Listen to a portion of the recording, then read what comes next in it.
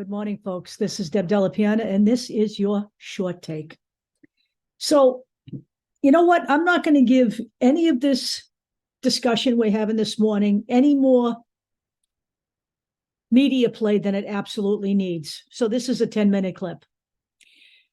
You know, we have people out there floating the idea that the Democrats aren't giving progressives enough of a chance against Joe Biden. And the progressives they're talking about are Robert F. Kennedy Jr. and Marianne Williamson.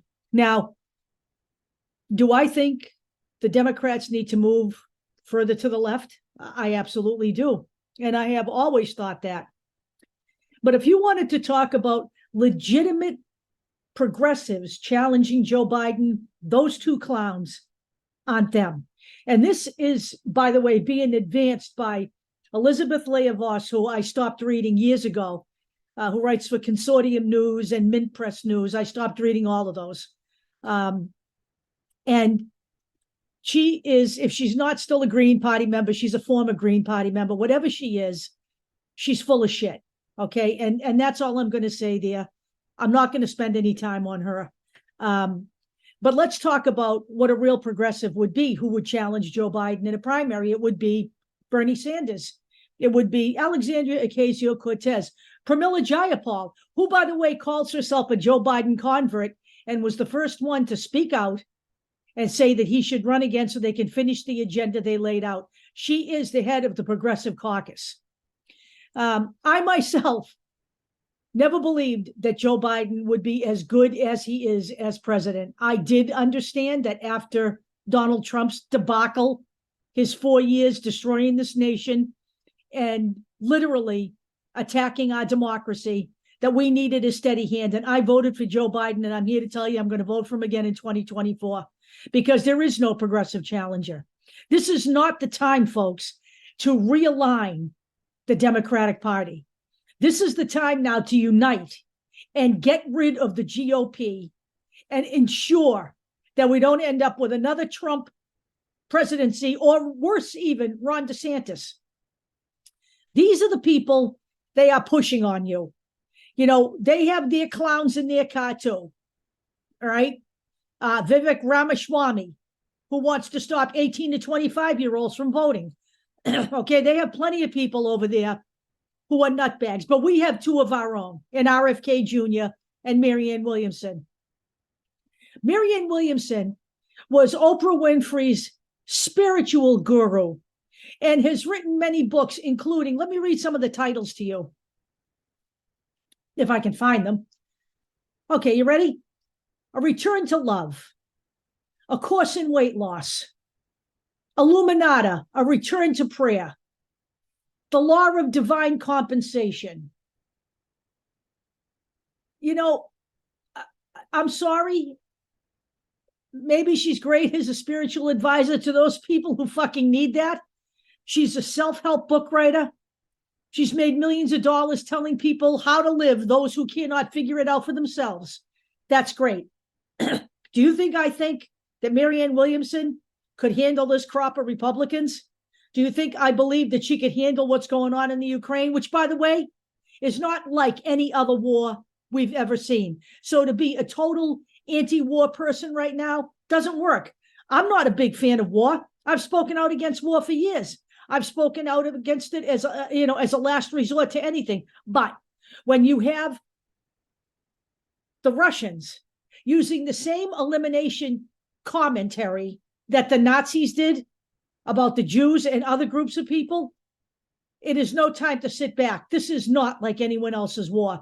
The GOP will happily turn the Ukraine over to Vladimir Putin because actually they are Vladimir Putin's useful idiots. And I do believe that Donald Trump is a Russian asset, and he was cultivated that way back in the 80s. He has shown an affinity for dictators, Viktor Orban, many others. He hangs around with them. He speaks highly of them. He still thinks Vladimir Putin is smart. He says it all the time. This is not the time to try to overhaul the Democrats in favor of two lunatics. RFK Jr., the Center for Countering Digital Hate, listed him as one of the most prolific anti-vaxxers in the nation. He has been an anti-vaxxer for a long time.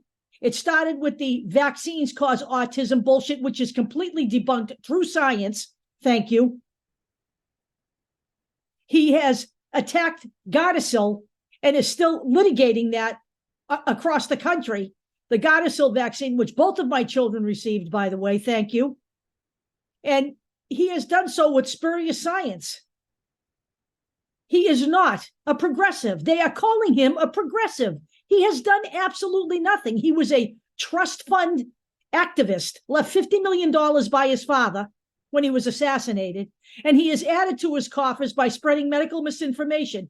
Someone who appears on a website with Ty and Charlene Bollinger, who are right-wing operatives who sell supplements as an alternative to vaccines, anyone who takes money from their charities, anyone who hangs around with people like Andrew Wakefield, a discredited, disgruntled, and disgusted scientist who was stripped of his medical license in Britain for falsifying research, they are not progressives. People who will contribute to the deaths of millions of people in this country by spreading lies is not a progressive. That's not what progressives do, in spite of what you think.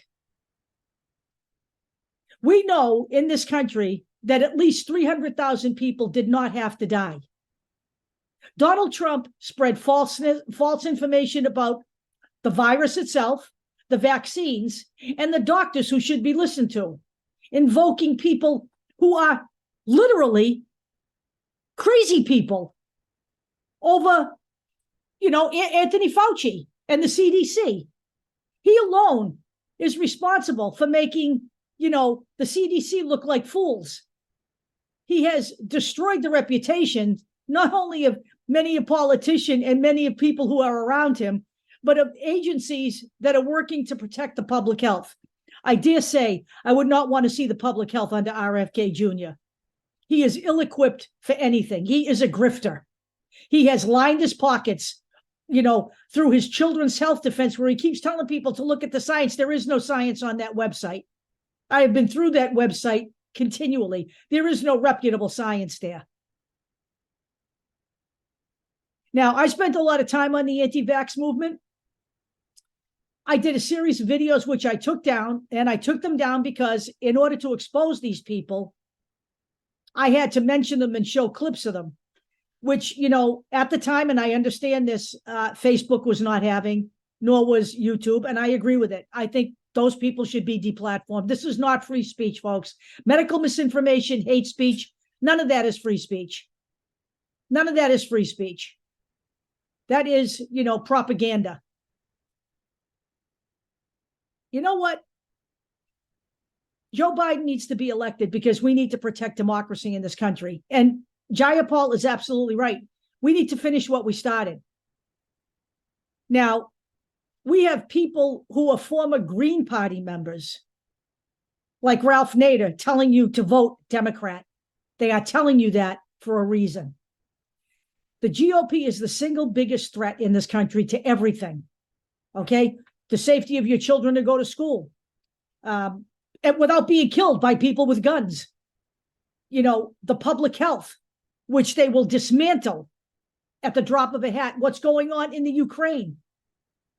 All of this nonsense on oversight committees. They are wasting your taxpayer dollars. They could have done something constructive with their majority in the House, but they've done nothing. Wake up. Neither Marianne Williamson nor RFK Jr. should ever be viewed as a serious contester to Joe Biden. I'll talk to you all later.